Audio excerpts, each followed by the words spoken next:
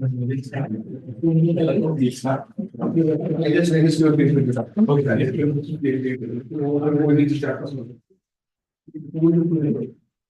Okay, so thanks all for coming. It's my pleasure to welcome Dr. Mathew here. Roger is a faculty at IIT Hyderabad. He did his master and PhD from ISC. In fact, he has a TFR connection because his brother was with Kavita when she was at ISC. So Rogers works in combinatorics and graph theory. So we'll talk about some of those topics. I should mention that he's been to Bombay numerous times and he's come very close to TFR previously. He went to Churchgate and then he walked 2 kilometers towards TFR and then decided to go back. So we're happy that this time I'm all the way. Okay, thanks. Thank you for the nice meeting. Okay, so so this is the it's a graph coloring problem that I'm going to talk about today. So I think I'm audible at the back. Okay, so so the outline of the talk is I just introduce this graph coloring problem, this list coloring variant, and then I give the definitions, and then there are two results which I give the proofs to that. Also, the proofs I think shouldn't be difficult to follow. We'll follow almost all of that, and then and there are a lot of open questions in that. Somewhat recent thing. So that would be the outline.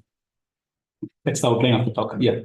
So let me start with a proper coloring of, and again, I'm going to only talk about vertex coloring. So given a graph, you're going to color the vertices such that neighboring vertices get different colors. Like adjacent vertices get different colors. It's a proper coloring of vertices. And a K coloring means a coloring using K or fewer colors. And the chromatic number of a graph is basically the minimum number of colors with which you can do a proper coloring of the graph. Minimum case is set of a K color. It's chromatic number denoted by chi of G. Now, okay, you can see some examples here. This is a bipartite graph. This is 2 colors are required. So every odd cycle requires 3 colors and so on. And the other one is a complete graph which requires 4 colors.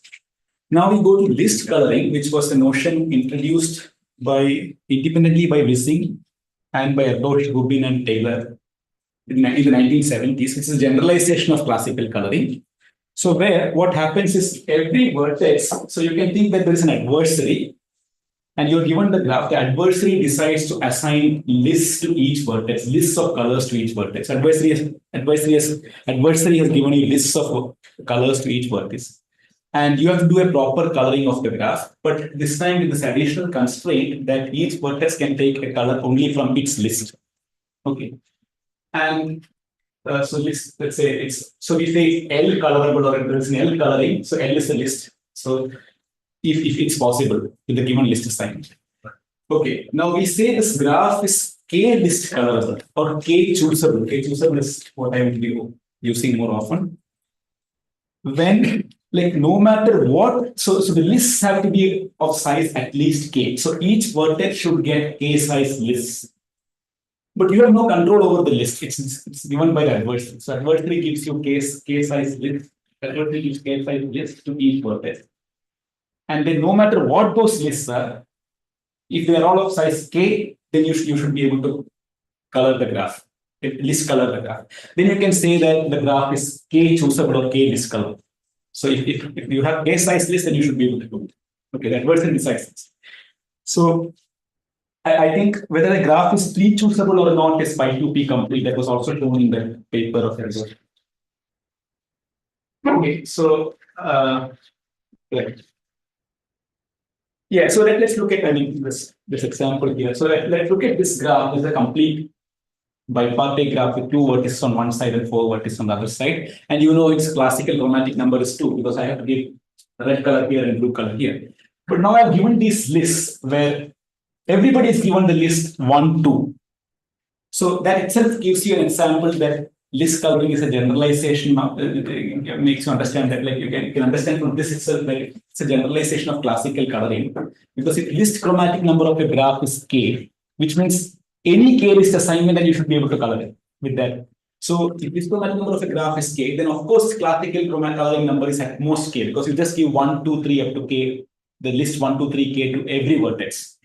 And since it's list colorable, you get a coloring and you have used only at most k colors. So here I've given 1, 2, 1, 2 to everything, and then you give one color. This green tick says I'm giving that color. So I give color 1 to the vertex on the left side, color 2 to the vertex on the right side, and you cannot have any edge where both endpoints are getting the same color.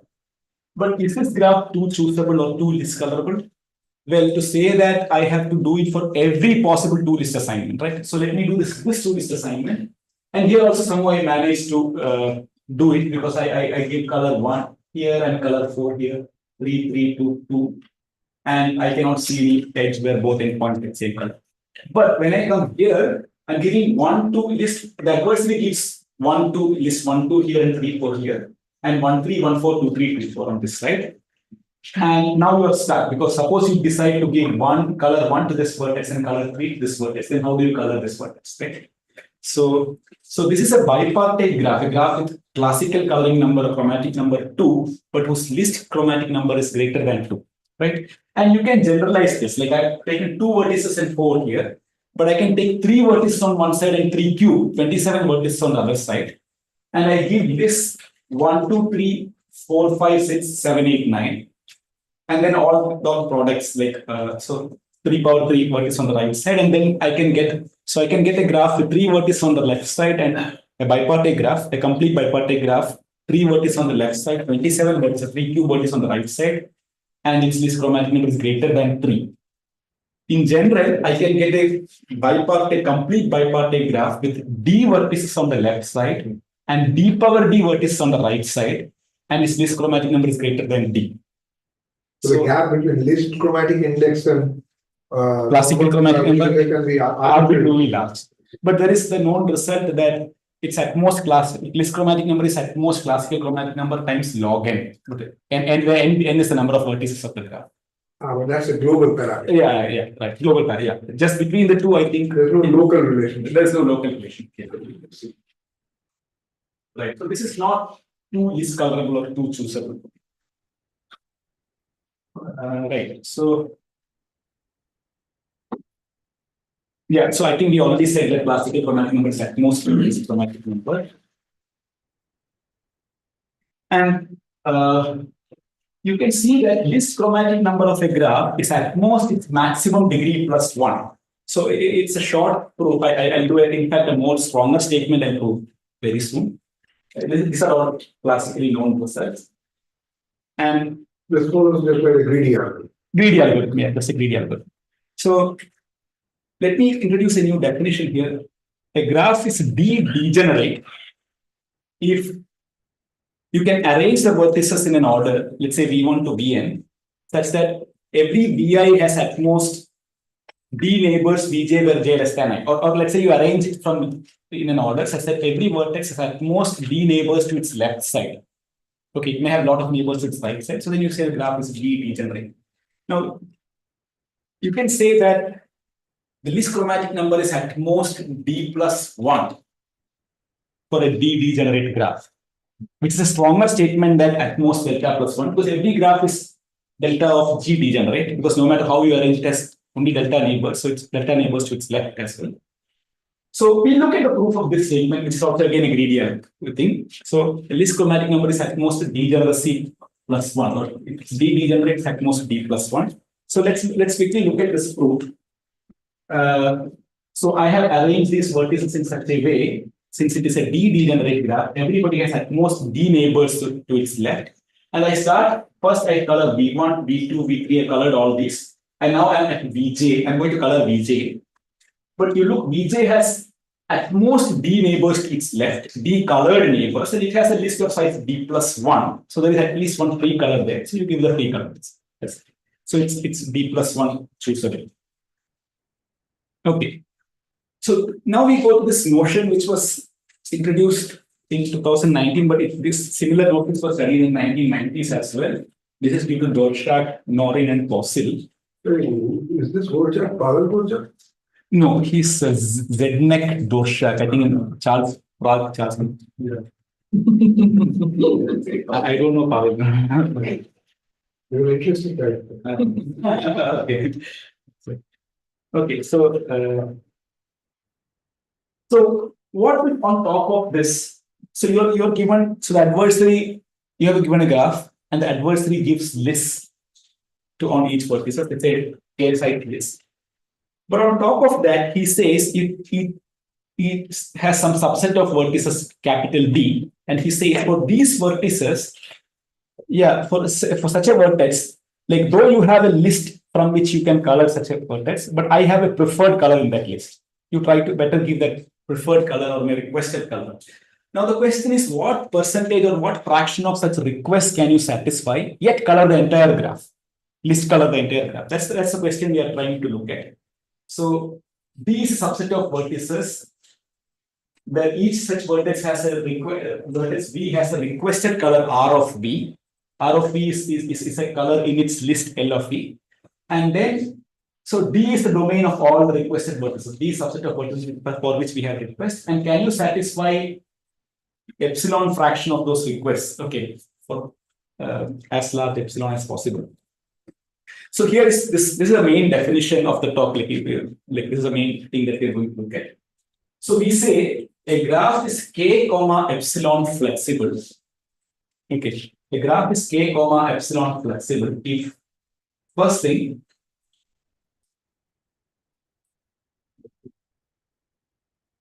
so for any list assignment, so you have this graph G, you say it's k comma epsilon flexible if first thing the adversary comes and gives k size list to each vertex. Okay, assigns list of k colors to each vertex. Every vertex is given some k assigned, k lists, list of k colors. And second thing is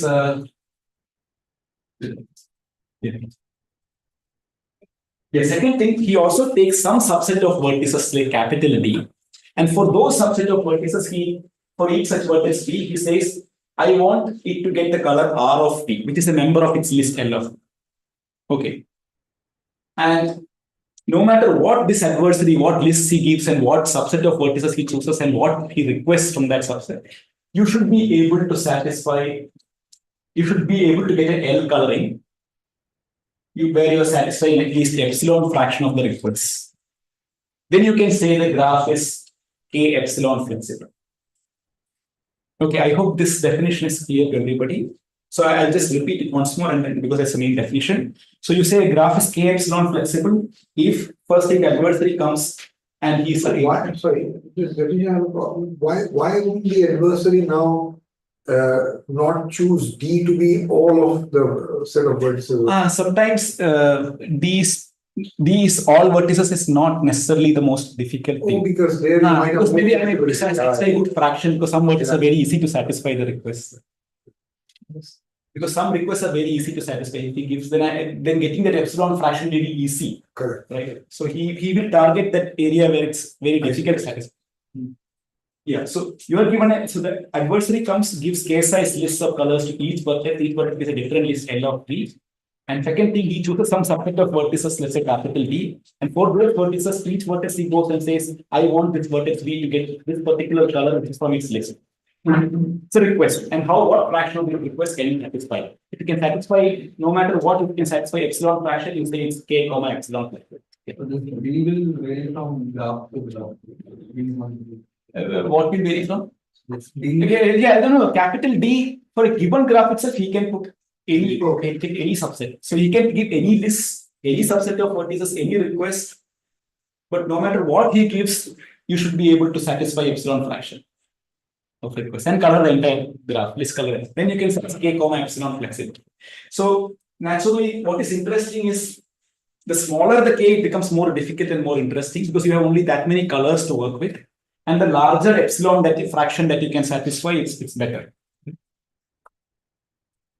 Okay, so I have these features. I don't know how to let's see. So here I have a graph here. This graph, due to Erdos, Rubin, and Taylor, this graph is known to be 2 choosable or 2 list colorable. And I've given this 2 list assignment here. So this vertex is getting 3, 4, 3, 4, 3, 5, 1, 2. All these are the list assignments. Not I means given this graph, let's say adversary gives you these list assignments. And all these vertices with the red shade, these are the vertices with the request. These are the vertices in my set capital D, my domain of the request function. Okay. So what are these requests for this vertex? The request is the underlying color. I would prefer that it gets color 3. This vertex that I would prefer that it gets color 3. This vertex color 3. And this vertex I prefer it gets color 1. This vertex I prefer it gets color 1. Now I am able to satisfy whatever I want this blue tick in this coloring. So my coloring is this green. This gets color 3, 4, 3, 1, 2, 1, and 3. So in this, I'm able to satisfy these, whatever I do in blue tick, 3 out of how many requests? 1, 2, 3, 5 requests. So I'm able to satisfy 3 by 5 requests. So can I say this particular graph is, let's say, these are 2 list assignment. Can I say it's 2, 3 by 5 flexible? No, I cannot say that yet because I have to do it for every possible thing, every possible list assignment, every possible subset. So let's look at another list assignment here, and another domain D. So here the list assignment is 1, 2, 1, 2, 1, 2, whatever. And here the capital D is just the top 3 vertices, right here. And the request is like everywhere I'm requesting color 1. Okay. And my coloring has, this guy gets color 2, 1, 2, 1, 3, 1, and 3, which means only 1 request I'm able to satisfy out of the 3 requested. So my epsilon is 1 over 3. So you're like, so basically the minimum of all those epsilon, that's basically what you can satisfy, right? Just to give an intuition of the problem. I think the problem statement and definition of k, epsilon is clear. K, epsilon. So if I just understand is correct. So if k is chosen to be 2, right? Then basically, aren't you saying that epsilon will be less than half?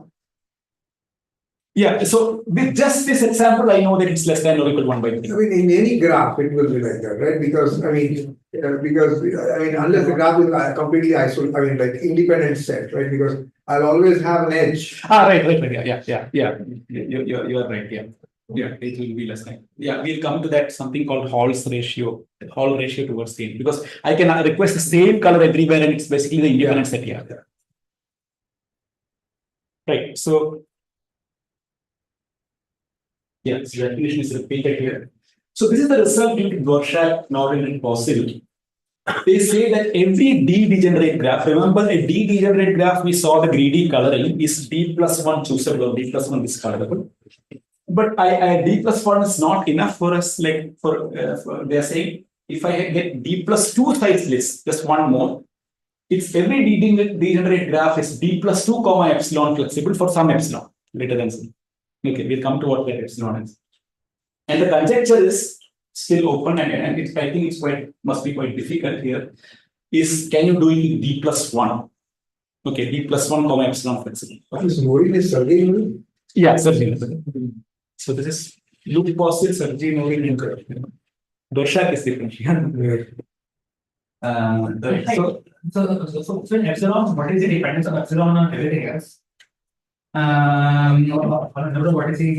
It's just epsilon fraction of the request. Yeah, but if I want some epsilon, I guess my epsilon will be very small. Yeah, it can even be 1 by n, 1 over n being the number of vertices. Still, it's greater than 0. Right? That's or anything greater than 0 is enough to start. Oh, here epsilon is not a constant. Epsilon is not a constant. Epsilon can be anything, any small fraction. Yeah, it's a function of n, d, whatever. No, but if d, it's a function of d. Here but it's only a function of d and not of n, is it? Yeah, here it's going to be a function of d. And not of n, independent of not of n. Yeah, in this case, yeah. So in this case, So this is exactly the epsilon that Rorschach, Norton, and Possil got. They said that in fact 1 over d to the power d square fraction of the request can be satisfied. Roughly 1 over d power d square fraction of the request can be satisfied. So we could improve. It's not known whether this is like it could be much better. Or yeah, so we could improve it to 1 over 2 power d plus 1, which is a proof is kind of a very easy, kind of straightforward kind of proof. Which I'll be just. This is the first proof that I said. I promise. It's 1 over 2 power d plus 1. The proof is very easy, but I don't know how to improve from there. But let's go to the proof. So we'll go straight to the proof of the statement that every D degenerate graph, I think everybody's clear with the notations. I think D plus 2 comma. Could you just remind me the definition of the degenerate? Degenerate means I can arrange the vertices. Everybody has at most D neighbors to D neighbors to its left. and a color from left side, a greedy color. Okay, so let's look at this proof. It's just it's just a linearity of expectation argument. So just so you can understand this better, like what is the counterexample to this conjecture look like? If one Sorry, what was the conjecture? The conjecture here in the previous slide was instead of D plus 2, can you get it with D plus 1? Sorry? D plus 1. Okay, instead of so yeah, so what will counterexample to this conjecture look like? So you like because epsilon can be a function of n and d. I mean, like epsilon can be a function of anything greater than 0 is fine. So that's it doesn't have to be a constant. It's important that we Sorry? No, specifically for the. see even if you say see this in this. No, I guess the problem is how small can. Exactly. Yeah, I was confused. But I mean 1 over n can 1 over n is also fine, right? Because But then you can always do that. Because n, I guess, no, n you is cannot the number of vertices. yeah, n is number of vertices. But 1 over n means anyway the request that you're satisfying. So it has to be greater than 1 over n. Greater than equal to 1 over n. So which means it has to be an integer quantity, number of vertices that you're satisfied. So it would mean that you satisfy one request. Right? Okay. So what fraction of so you're saying 1 over n, let's say. So anything greater than 0, which means finally the number of vertices whose request satisfies an integer quantity, right? So you end up satisfying at least one. So if you want to disprove this conjecture, you need to show a graph which is D-degenerate, but you cannot And you find some subset. D plus 1 Find some subset. Find some subset. Find a particular list assignment. Find a particular list assignment and a subset and request, and then none of the request can be. None of the requests. Yeah. None of the requests. Yeah, exactly. Yes, that's the. So if you have epsilon to be 1 over n, then what is the problem? So Means that There's no problem. That's also good So enough. that is why I say, I mean, you have to have none of the requests can. None of the requests can transfer. Yeah, that will be that. So basically because the size of d can be smaller, right? So you want size of d over n vertices to be, so that is okay. This is why it has to be.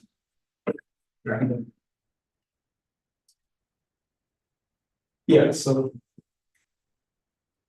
we look at the proof of this proof sketch of this 1 over 2 power d plus 1. So again, the vertices are arranged in the degeneracy order in the sense that every vertex at most d neighbors to its left side. So is it not just a random graph actually with a random? So there are no results known on random graphs on this thing yet. I see. So whether the random graphs, is there always an epsilon greater than 0 and Yeah, that's what I meant. yeah, nothing known on random graphs yet. Right, so here you have vertices arranged in the degeneracy order where everybody has at most d neighbors to its left side. And you have the lists for every vertex, right? So I have these shaded vertices, which means they are part of the domain D. They are vertices with some requests. And what is the request here? In this case, Vj is the first color in its list, which is the requested color. Okay, that you would like to color it with that color. So what I do, I take this everybody's list, I sort the list with preferred color first. That's the thing. Like if there's no preferred color, like Vi is not a vertex in capital D, so you can sort it arbitrarily. It doesn't matter. And you start coloring the vertices from left to right in the order V1, V2, V3, and so on. So let's say you're going to color Vj.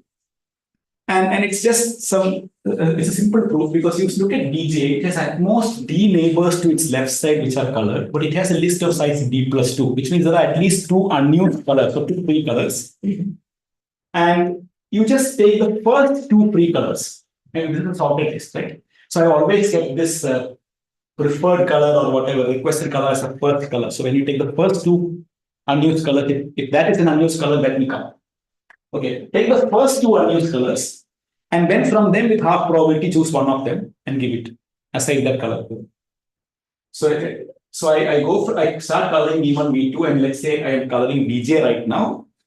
Vj has a list of d plus 2 colors, but it has only seen d neighbors which are colored so far. So there are 2 free colors. take the first two free colors from the left side. This is a sorted list. And take those first two free colors and then choose one of them uniformly at random and give that color to this vertex. So now, what is the probability that Vj gets the color Cj? That's the, right. That will be 1 over 2 power d plus 1, because what is the probability that none of its neighbors got the color Cj into probability that Vj took this color Cj, conditioned on the fact that none of its neighbors got this color. So what is the probability none of its neighbors got? There are at most d neighbors. That probability is at least 1 by 2 power d. And conditioned on that, what is the probability that this guy takes against a coin toss half? So it's 1 by 2 and 1 by 2 power d. It's at least 1 by 2 power d plus 1. So now applying the by linearity of expectation, at least 1 by 2 power d plus 1 fractions of this you can say. Request you can satisfy. Right. So that small calculations I'm just leaving it here. Right. So yeah, this is. But now the interesting question is, what if the domain has just one? Domain is just one vertex, which means the request function is on just one vertex. One vertex has a request. Sorry, in the previous one, what was the assumption? No, the previous one, the domain can be Arbitrary. Yeah. But here, my domain is just. Right. No, but you already showed. Are you saying that? Can you? No. But now I'm going to change something here. I'm going to make it. So if domain is just one vertex, but remember the proof that we did, our first parameter was d plus 2. So a graph is d degenerate graph is d plus 1 discolorable or d plus 1 choosable. But we said give us d plus 2 assignment, and then we can satisfy 1 by 2 power d plus 1. I'm a bit confused. Can you go on here? Right. The previous thing. No, because I think you said that you will require at least I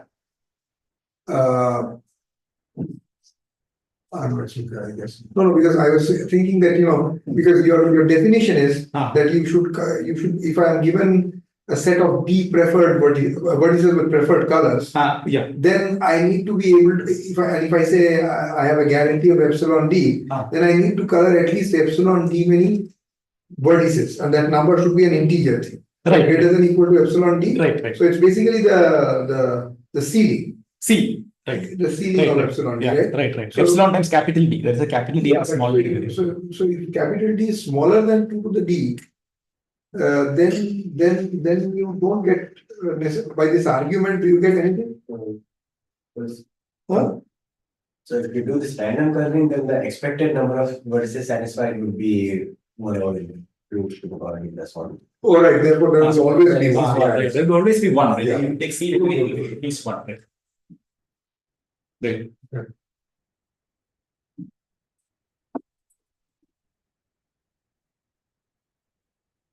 Yeah. So okay. The special case, and directly I'll jump one more slide. The special case where the domain has only one vertex. There's only one vertex which has a request, which with the request. Okay.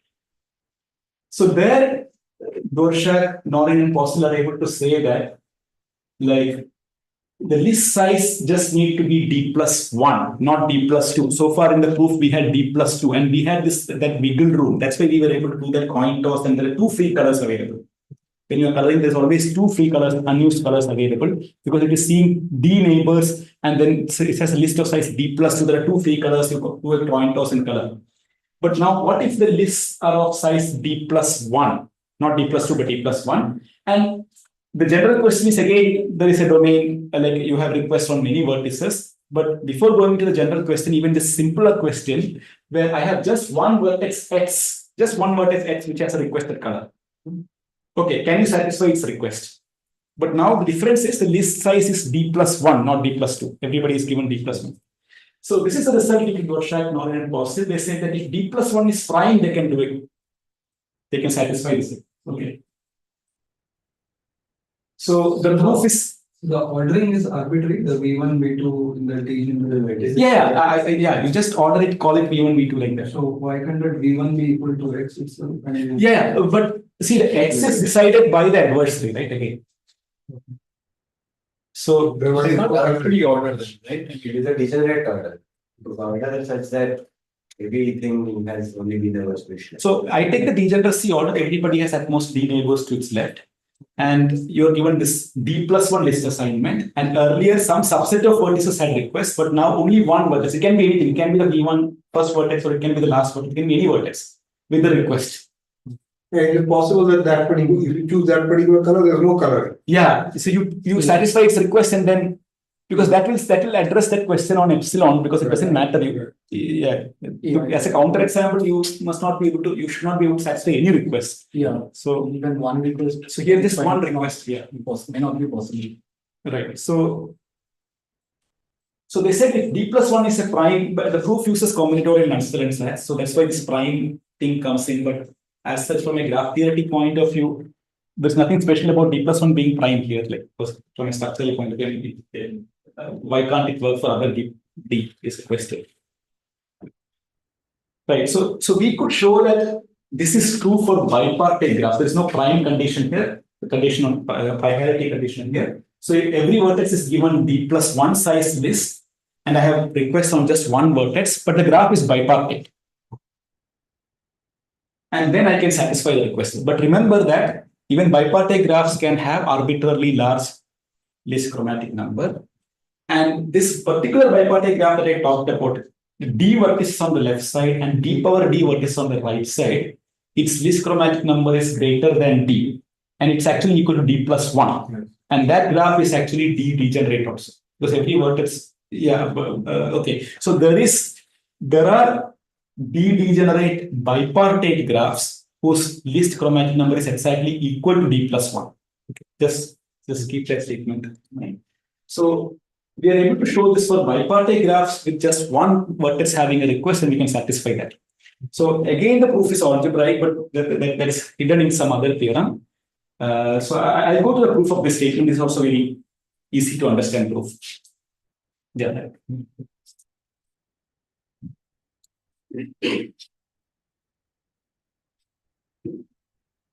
Yeah. So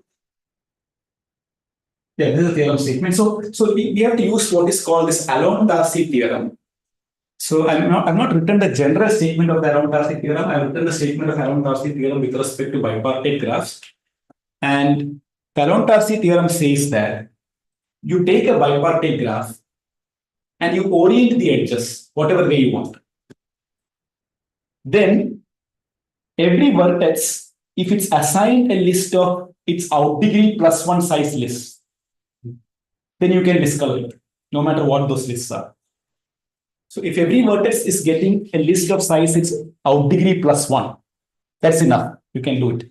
So the general Alon-Darcy statement is not on bipartite graphs, but for general graphs. But then there is one condition there: number of odd Eulerian subgraphs should not be equal to number of even Eulerian subgraphs at all, which holds really for bipartite graphs. That's why I'm written only for the simplified statement.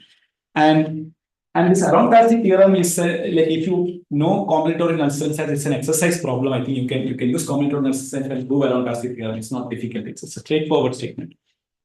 So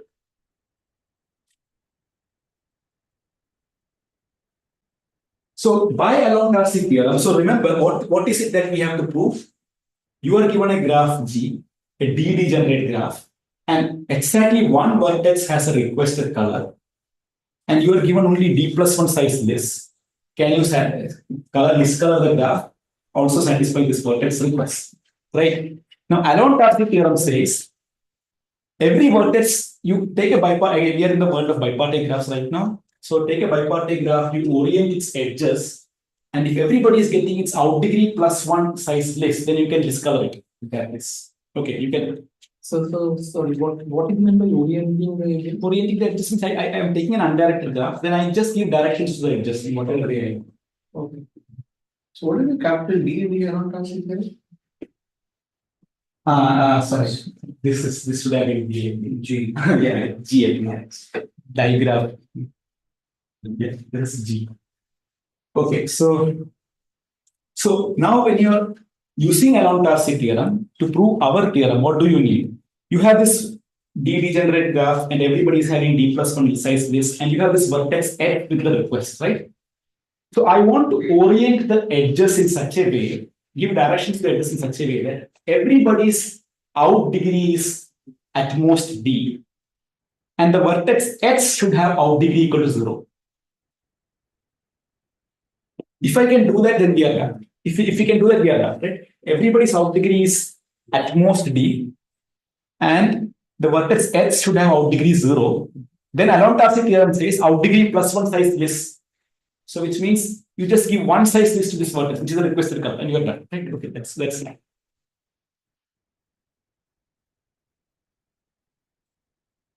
okay. So I've just taken an example of a 2D degenerate graph. So here the vertices, everybody has two neighbors to its left side. Okay, two neighbors to its left side. And what I'm going to do, I'm going to orient every edge from right to left. So in general, I mean, this picture is for 2, but I mean, in general, it's a D-degenerate graph. So when I take the degeneracy order, everybody has D neighbors to its left side. And the first orientation I'm going to do is orient every edge from right to left, which means everybody has out degree at most D. We are almost there, but we have all the conditions getting satisfied. But the problem is this requested vertex, this vertex with the request color, its out degree should be 0. That's the problem, right? Like other guys are all having out degree at most D. But sorry, where did you get? I missed something. Where did you get this ordering from? You given an arbitrary graph. It's a D-degenerate graph. So I take the degenerate. Yeah. So D-degenerate graph, I take the degeneracy order, okay? That arrange the vertices in that order such that everybody has at most D neighbors to its left. So how do you know it's a degenerate? So the theorem statement is on the statement is on D-degenerate graphs. The theorem statement is on D-degenerate graphs. This is the theorem that we are proving. So where do you want to do? You have the degeneracy condition in addition to being bipartite. Yeah, in addition to being bipartite. But now we are operating with D plus one size list. That's the difficulty. Not so D for general bipartite graphs, you still don't. For general graphs, it's not. For all bipartite graphs, we are proving it. So, the general statement is. Okay. D-degenerate bipartite graphs. Yeah. Yeah, but no. I'm just saying, like, can you go back? Sorry for us. I'm sorry for that. Right. Yeah. So Borjak, these people. No. Just Dvorak result. I'll just do. Correct. I'm sort of having. This is the result of Dvorak. But that's also for D-degenerate graph. Yeah, D-degenerate graph. Because the list size is D and plus what 1. the conjecture again? Sorry, because there's all with respect to the conjecture. Conjecture was for the D plus 1 and general D. There was no degeneracy condition, right? Yeah, so here he's not able to prove. He's saying only when D plus 1 is prime, he's able to. No, I know. But the conjecture was also for D degenerate. Oh, that was also for D. So so sorry, I come to the conjecture. The D plus 1 in the conjecture comes from the D degenerate. Yeah, this is the conjecture. Right. See, this is the conjecture, but I'll come to that. Every D-degenerate graph is D plus 1 comma epsilon flexible is the conjecture. Right. To solve the conjecture, you just have to take it for just one vertex. That's true. That's enough, right? Because that will give you some non-zero epsilon. Yeah. Right. That's enough, right? Yeah. So if you solve this, you solve the conjecture. Correct. Yeah. But they've solved it for D plus 1 being prime, and we are doing it for.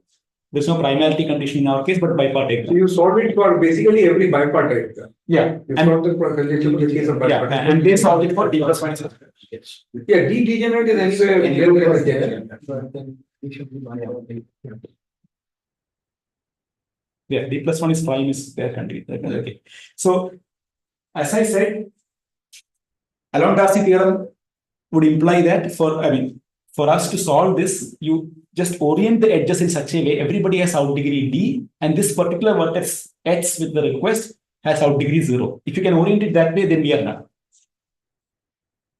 So you take the degeneracy order where everybody has at most D neighbors to its left side. This is a degenerate graph. And what you do, you orient, you give it's undirected graph, but you give directions, every edge you direct from right to left. So everybody has out degree at most, in this case 2, but in the general case, D. But this particular vertex also has out degree D, or it could be at some number between 0 and D. Now I want this vertex out degree to be 0. without affecting the out degree of other vertices. Otherwise, out degree should be at most be at most.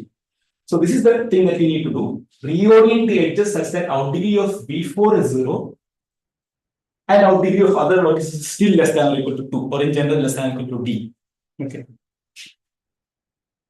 So so you do that, and then around Darcy theorem would give you this thing, right? I think that much is clear, right? So we use this Menger's theorem, and this can be even proved without Menger's theorem, or basically mass flow in.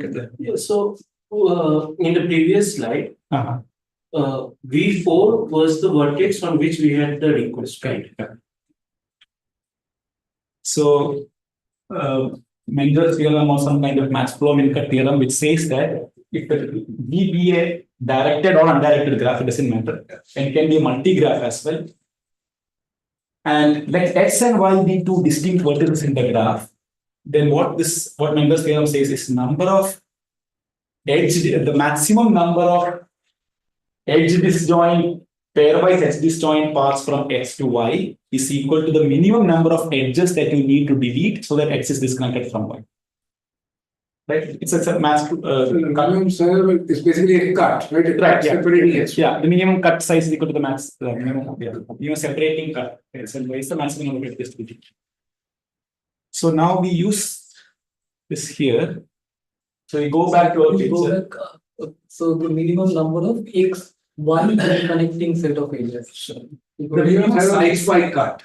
Okay, cut so that you separate X and Y. So minimum number of edges you need to delete such that there is no path from X to Y is the same as the maximum number of pairwise edge disjoint paths from X to Y. Okay. So now what we do here is, again, remember we have to reorient it such that everybody's out degree is at most D and V4's out degree is 0. So you look at this portion here from V4 to this side, and you put a dummy vertex here, call it V0. Okay.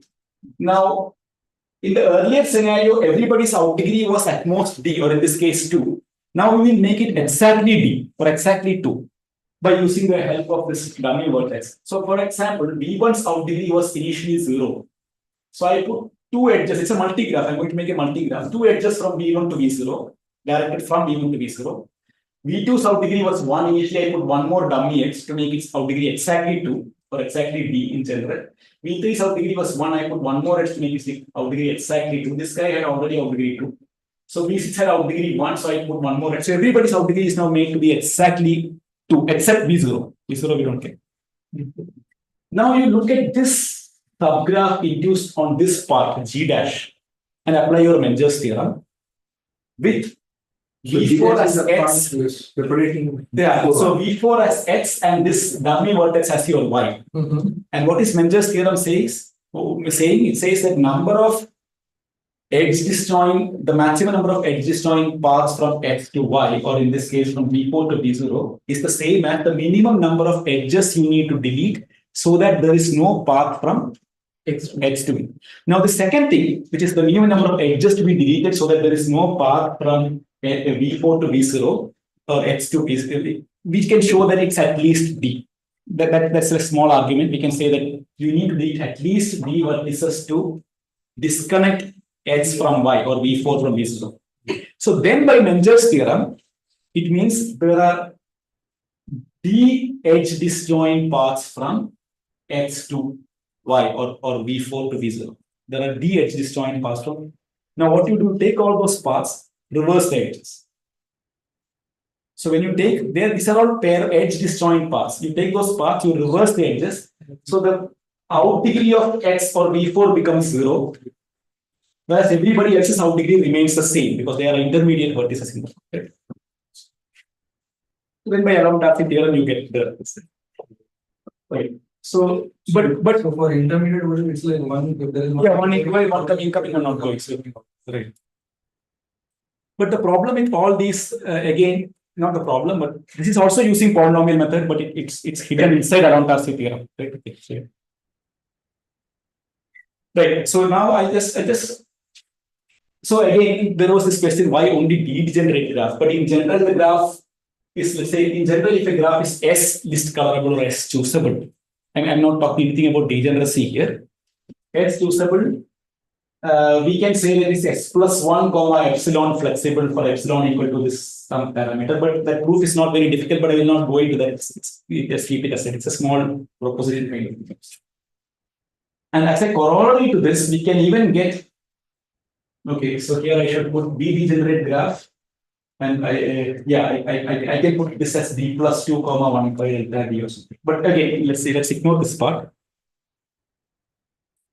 These are kind of easy things. But let's go to this thing called Hall ratio. Okay. Now, what is how much time I have? I'm almost 15 minutes. 15 minutes. Okay. So I have some problems to say. So Hall ratio. What is Hall ratio here? So remember, in your see, if you go to this picture here. So if you go to the this thing. So here the request is on these three vertices, and everywhere I'm requesting color 1. But you know a particular, you can only satisfy, you cannot clearly satisfy all three requests, because then you will have an edge with both endpoints getting color 1, which is not a valid proper coloring, right? So when there is a request on some, you look at the subgraph induced on that capital D vertices, like vertices of the domain of that request function, and you can, if everybody is requesting for the same color, in this case color 1, then you can only satisfy the independence number, largest independence set in that, because you cannot satisfy anything more than that. So, right, that's clear, right? Because here I can at best satisfy these two requests. I cannot satisfy all three requests because everybody is asking for color, but it won't be a valid coloring. So just we're just saying that. So we define Hall ratio here as. So the Hall ratio is, so alpha of G of D denotes the independence number or size of the largest independent set in the subgraph induced on that vertex of the domain D. Okay. So your epsilon has to be less than alpha of G of D by size of D, because you cannot satisfy more than that in general case, because the adversary can come and ask for the same color in all these vertices in D, right? And you cannot. So there is this notion called Hall's ratio, which is basically the inverse of this, where it is the maximum over all subgraphs. This ratio, the number of vertices in the subgraph divided by its independence number. Number of independent, the size of the largest independent set in the subgraph. Right? Where H is the subgraph. The induced subgraph. Induced subgraph, yeah. But I think the ratio, I think if it's not an induced subgraph, it's going to be. Yeah, it's going to be only, smaller. So, right, because alpha will increase, right? Because when it's not an induced subgraph, so, right. So, you can say that for whenever somebody says a graph, I have a graph which is k comma epsilon flexible, you can always say epsilon is at most 1 by rho of this Hall ratio. Because if epsilon is greater than 1 by rho. Why is this called a Hall? I mean, it's got It's something a Hall's theorem? Yeah, Hall's. It was due to the same person. I don't know whether it has anything to do with Hall's theorem, but due to the same person. So 1 over rho of G is the maximum you can satisfy, because somebody claims it's more than that he can satisfy. You can take that particular subgraph H and ask for the same color on all the vertices, and then you can. Okay, so that gives us this interesting question here. And we can also show that you can actually satisfy this, realize this 1 by rho when your K is at least maximum degree plus 1.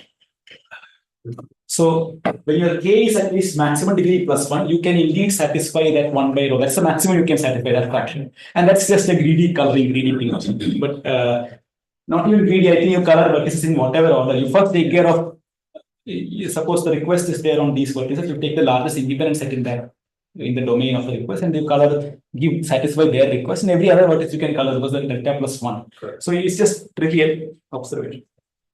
So we introduced a parameter called list flexibility number. It is the smallest k such that a graph is k comma 1 by rho of G flexible. So 1 by rho of G is the maximum you can get, maximum epsilon that you can satisfy. So what is the smallest k for which a graph is k comma 1 by rho of G flexible? And we know k is at most delta plus 1. Because when you maximum degree plus 1. Okay, so there is this notion, its connection to some list packing number and so on, but that's not really, skip that. But here, yeah. So some of these open questions I will go through. Yeah, before going to the open question, one question I'll state right away here. So this list flexibility number is basically the smallest case such that it's k comma 1 by row flexible. And we could see that for complete graphs, it's maximum, that k is equal to maximum degree plus 1. And for odd cycles also, the k is equal to maximum degree plus 1. So and these are the two graphs that we could see. So the natural question is, can you get a Brooks theorem type theorem here? What is Brooks theorem in classical coloring? You have only complete graphs and odd cycles which require maximum degree plus 1 colors. Every other thing can be colored in less than equal to maximum degree number of colors. So are these the only graphs with list flexibility number delta plus 1, maximum degree plus 1? Okay, that's one question which I'll state there. Yeah, so the other question here is, of course, this is the thing, right? I think degenerate graph, D plus 1 list assignment, and request on one vertex, because that's the key thing.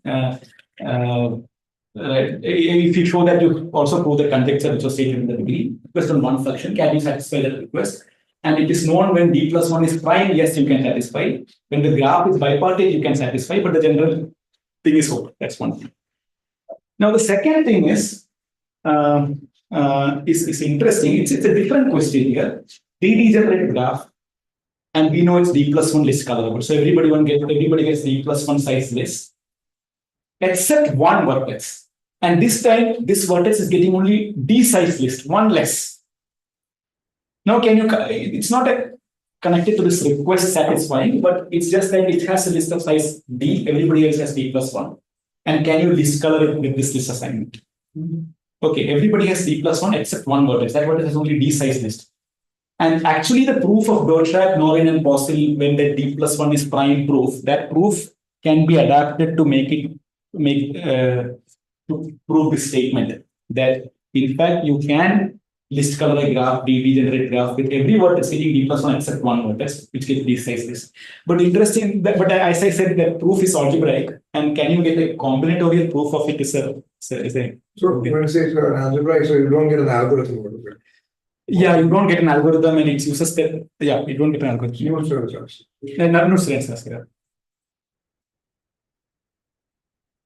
Yeah, so this question I stated in the beginning, that this flexibility number is delta plus 1 for odd cycles and complete graphs. And can you do a Brooks theorem type result?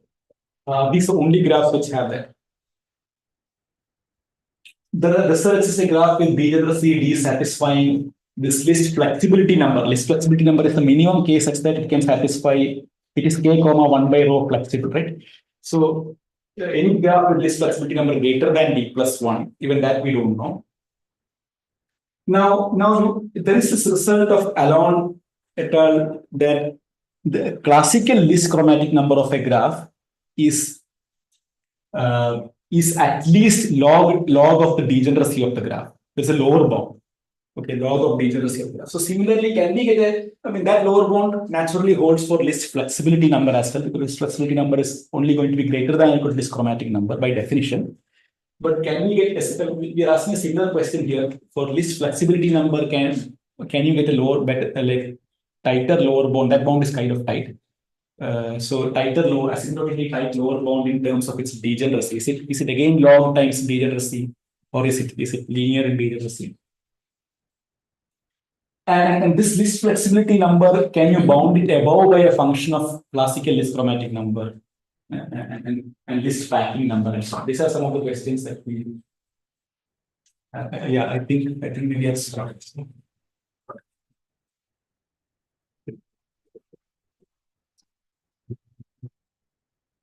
More questions, Mathew? Everything I thank you. So I have a question. Maybe it's very stupid. Suppose you change this definition, like the condition. Mm-hmm. So you are having that, some of these vertices in D, capital D, capital D will get a preferred color. Right. But suppose the preferred color, they get a sort of preferred list. A subset of colors. A subset of Right, colors, right. and where the subset is of size 2. Right. Does this completely change stuff, or does it make things way more doable, feasible? I mean, so I guess you're saying that for one, you don't know, for D, you do know. Right. Right? If the. Right. Yeah. Question is where in between is the right answer. Okay. Do you know anything for D minus one, for example? No. But I got the question again. This time, rather than working with D plus 2 size list, but D plus 1 size list. Yeah. Because you're making it more easy here by saying that it's not just one requested color, but there are 2 requested colors. Yeah. Right. Any of the two can be okay. Right. Yeah, I think, with D plus 1.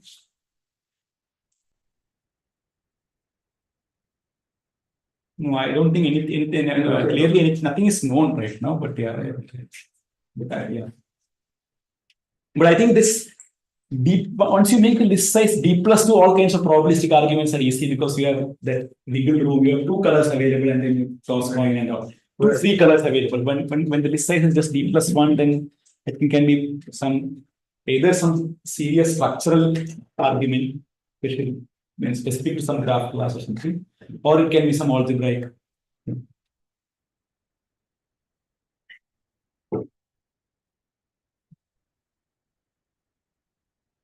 Is there a similar literature for edge coloring? No, not many. So what I did not put in the slides there are results on planar graphs. I'm always scared of planar graphs. So because anything I did on planar graphs have always gone wrong. So planar graphs, there are like some 5-6 papers are there. So planar graphs are 6, epsilon flexible for some epsilon greater than 0. Then there are planar graphs that are 3 choosable that can be done for. So there are some 4-5 papers on planar graphs.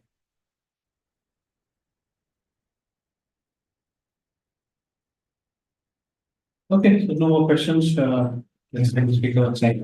This is a question off the top. Yeah. So there is something called like a famous list coloring conjecture, right? Right. What is that? I remind That is about edge coloring. Yeah. So what we said was so the edge coloring. So every classical, edge has a list. Yeah. Every edge has a list, And the list coloring conjecture says classical edge chromatic number is equal to list edge chromatic number. Yeah. So which is always, I think, either maximum degree or maximum degree plus 1. There are only 2. It was Vizing. Yeah, Vizing. Yeah. Sorry?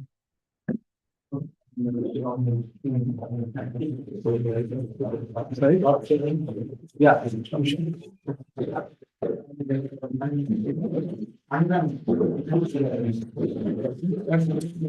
Right? You can believe, I guess.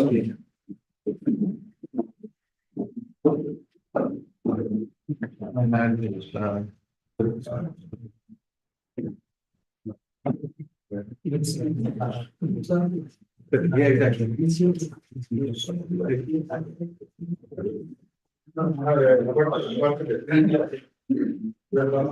Yeah, I